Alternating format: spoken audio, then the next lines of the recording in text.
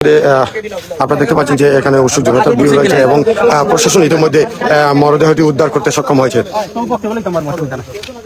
আমি আপনাদেরকে আবারও জানাচ্ছি যে গোলাপগঞ্জের লক্ষ্মীপুর ইউনিয়নের জাঙ্গালাটা গ্রামের স্বামীর হাতে স্ত্রী খুন, এই ঘটনা আমরা জানতে পেরে কিন্তু ঘটনাস্থলে এসেছি এবং এই সময়ের ভিতরে এই যে তার স্ত্রীকে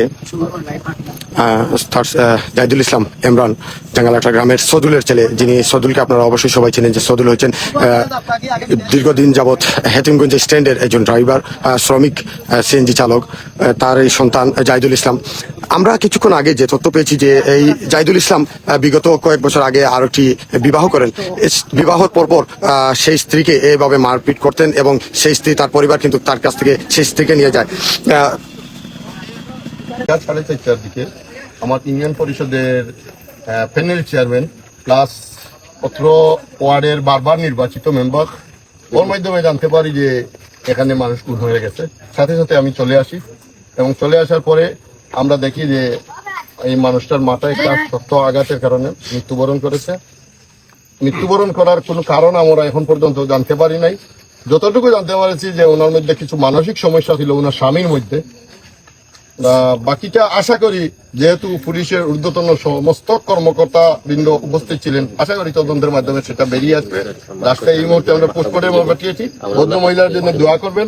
আমরা যতটুকু জানতে পারছি ভদ্র মহিলা খুবই ভালো এবং একজন ভালো গৃহিণী হিসাবে আর কি উনি ছিলেন।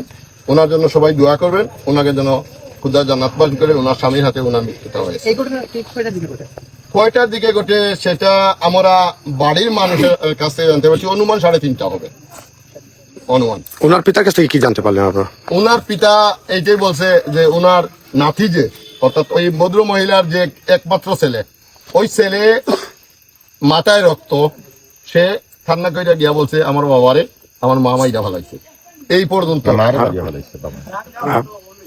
পর্যন্ত জানি না। আমার নাম মাহতাবউদ্দিন জেবুল, আমি বর্তমান চেয়ারম্যান 4 নম্বর লক্ষ্মীপুর ইউনিয়ন।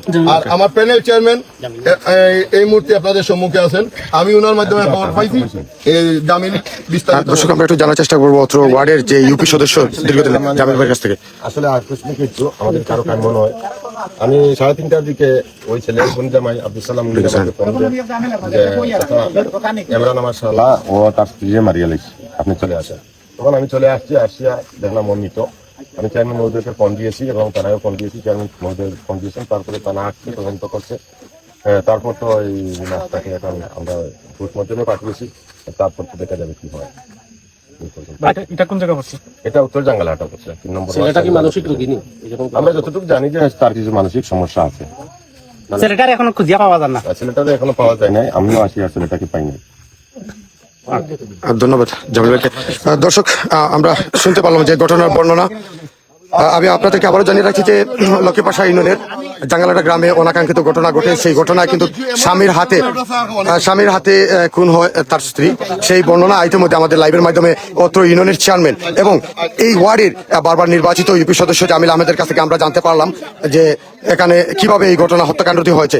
দর্শক, আমি আবার আপনাদেরকে জানাচ্ছি যে স্বামীর হাতে যে স্ত্রী খুন হয়েছে সেই তার বর্ণনা যে জাহিদুল ইসলাম এমরান নামের যে ব্যক্তি, তার পিতার নাম হচ্ছে সদুল ইসলাম দীর্ঘদিন যাবৎ হেতিমগঞ্জ স্বাস্থ্য শাখার একজন শ্রমিক হিসাবে নিযুক্ত রয়েছেন এবং দীর্ঘদিন যাবৎ তার পরিচিত রয়েছে। জাঙ্গালাটা